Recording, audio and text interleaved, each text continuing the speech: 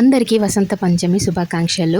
ఇంత మార్నింగ్ ఎక్కడికి వెళ్తున్నాం అనుకుంటున్నారా? చిట్టి తల్లికి అక్షరాభ్యాసం చేయించడానికి బాసర వెళ్ళాము. వసంత పంచమి రోజే వెళ్దాం అనుకున్నాం కానీ ఆ రోజు చాలా మంది ఉంటారు, అందుకోసమని మేము 2 days ముందే వెళ్ళాం. మేము వెళ్ళినప్పుడు అంత మంది ఏం లేరు, మాకు తొందరగానే దర్శనం అయిపోయింది అండ్ అక్షరాభ్యాసం కూడా తొందరనే అయిపోయింది. ఫస్ట్ గోదావరి దగ్గరికి వెళ్ళి అక్కడ వాటర్ చల్లుకున్న తర్వాత మేము టెంపుల్ దగ్గరికి వెళ్ళాము. అండ్ టెంపుల్ టైమింగ్స్ వచ్చేసి మార్నింగ్ 6 నుంచి 12:30 వరకు అండ్ మళ్ళీ 2:30 దాకా క్లోజ్ చేస్తున్నారు. మళ్ళీ 2:30 నుండి 6:30 వరకే అక్షరాభ్యాసం టికెట్లు, ఒకటి 150ది, ఒకటి 1000ది. 150 అయితే ఏమో హాల్లో ఉంటుంది, 1000 టికెట్ అయితేనేమో గర్భగుడిలో ఉంటుంది. మేమైతే 1000 టికెట్ తీసుకున్నాము, కానీ గర్భగుడిలోకి ఓన్లీ మదర్ అండ్ ఫాదర్ అంతే, ఇంకెవరిని అలో చేయట్లేదు. టెంపుల్ లోపలికి ఫోన్స్ నాట్ అలౌడ్. నేను వాళ్ళకి తెలియకుండా తీసుకెళ్లాను, అందుకే చిన్న చిన్న క్లిప్స్ మాత్రమే తీశాను. మేము దర్శనానికి లైన్ లో నిల్చున్నాము, వాళ్ళు అక్షరాభ్యాసానికి కూర్చున్నారు. చిట్టి తల్లి అక్కడి నుండి నాకు హాయ్ చెప్తుంది. ఇప్పుడే స్కూల్కి అంత పెద్దదైపోయింది బంగారం. మేము దర్శనం చేసుకుని బయటకు వచ్చి కూర్చున్నాము, చిట్టి తల్లి కోసం వెయిటింగ్.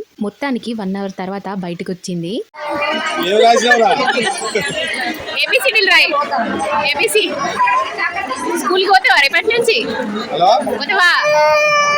ఇంకా అంతా కంప్లీట్ చేసుకుని బయటకు వచ్చిన తర్వాత ఫస్ట్ చేయాల్సిన పని ఏంటో తెలుసా? షాపింగ్. మనం షాపింగ్ చేయొద్దని అనుకుంటాం కానీ మన పిల్లలు అట్లా కాదు కదా, వాళ్ళు ఊరుకోరు కాబట్టి వాళ్ళ కోసం అయినా చేయాల్సిందే. అందరు పిల్లలు బయటకు వచ్చిన తర్వాత బొమ్మలు కొనుక్కుంటే నా బంగారు తల్లి మాత్రం ఏం కొనుక్కుందో తెలుసా? పెన్ను కొనుక్కుంది. ఇంకా చదువుకున్నాడు పక్కన పెడితే నా కూతురు రాక్షసత్వానికి బ్రాండ్ అంబాసిడర్. తను చూసారు కదా వాళ్ళ అన్నయ్య ఎట్లా కొడుతుందో, ఫుల్ సతాయిస్తుంది. రేపు సార్ని ఎంత సతాయిస్తుందో మరి.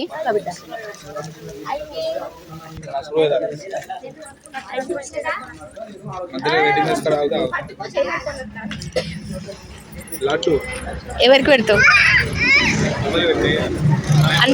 అన్షక్కకు భవానికి పెట్టవా? సంధ్యకి